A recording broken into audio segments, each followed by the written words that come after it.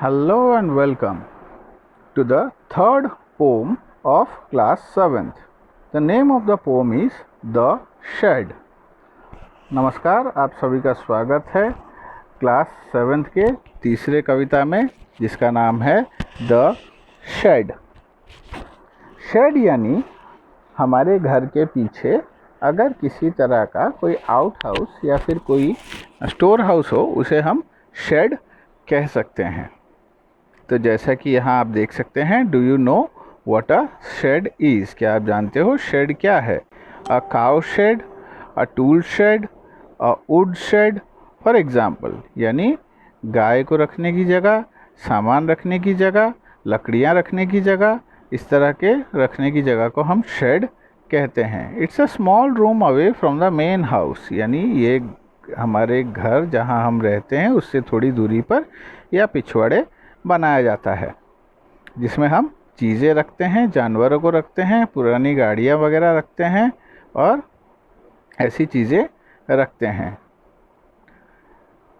आप अपने पेरेंट्स से पूछ सकते हैं क्या कभी उन्होंने शेड देखा है या नहीं, तो वो आपको अच्छी तरह से समझा देंगे और शायद आपके घर में शेड हो तो वो दिखा भी देंगे।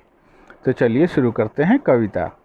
There is a shed at the bottom of our garden with a spider web hanging across the door.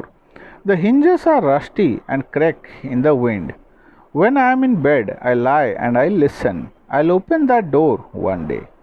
तो यहाँ कवि कहते हैं कि उनके गार्डन यानी बगीचे से थोड़ी दूर एक शेड है जिसके दरवाजे पर एक स्पाइडर या मकड़ी ने जाले बना रखे हैं और दरवाजे के जो हिंज हैं यानी दरवाजे जिससे लगे रहते हैं उसे हिंज कहा जाता है, जिसे आप देखोगे जो फोल्ड हो सकता है और दरवाजे खुलने या बंद होने में सहायक होता है, उसे हिंज कहते हैं।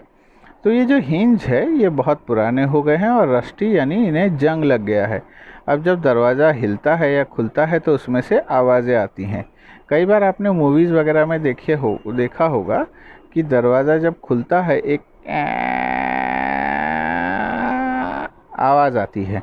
इस तरह की आवाज़ जो है वो हिंज के पुराने होने की वजह से आती है। अगर उसमें थोड़ा सा ऑयल दे दिया जाए तो आवाज़ बंद हो जाती है।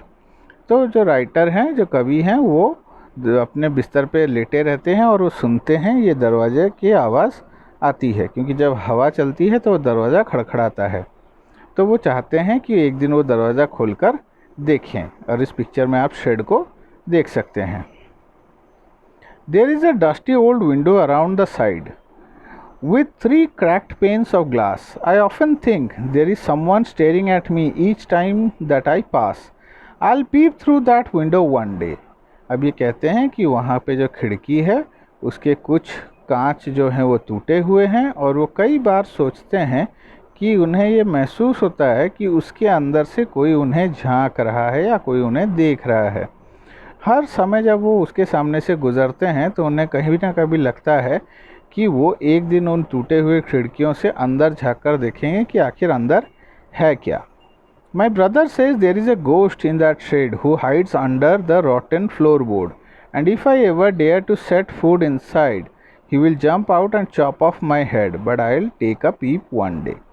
उसके भाई उसे समझाते हैं कि उस शेड के अंदर एक रॉटन बोर्ड यानी अगर आप देखोगे जो शेड है उसके फ्लोर जो हैं वो कई जगह पे लकड़ियों से बने होते हैं और कई जगह पे सीमेंट से, जैसे हमारे घर बने होते हैं वैसे होते हैं। तो यहाँ पे जो है रॉटन फ्लोर बोर्ड यानी वो लकड़ियों से बना हुआ एक बोर्ड फ्लोरिंग है जो कि बहुत ख़राब हो गया है और उसके नीचे जाने की जगह है।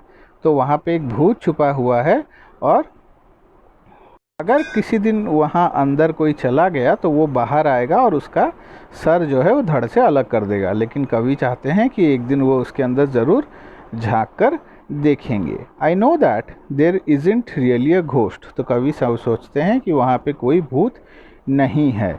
My brother tells lies to keep that shed for his den. There isn't anyone staring or making strange noise, and the spider has gone from his web. Since I don't know when, I'll go into that shed one day soon, but not just yet.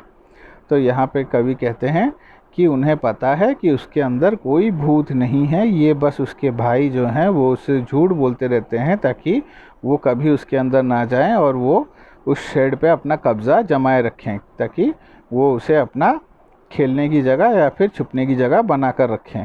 तो ये जानते हैं कि उसमें से जो आवाज़ें आती हैं वो कोई अजीब आवाज़ नहीं है, हवा के कारण या किसी और कारण से वो आवाज़ बन सकती है। वो ये भी जानते हैं कि जो मकड़ी की जाले दरवाजे पे हैं उन्हें छोड़कर मकड़ी बहुत पहले ही चली गई है, लेकिन कब और कहाँ वो उन्हें नहीं पता। लेकिन वो जानते हैं कि एक दिन वो ज़रूर इस शेड के अंदर जाएंगे और देखेंगे कि उसके अंदर है क्या।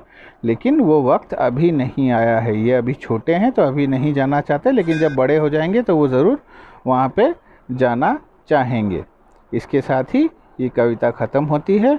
आपको कैसी लगी कमेंट करके बताइएगा। धन्यवाद। Thank you.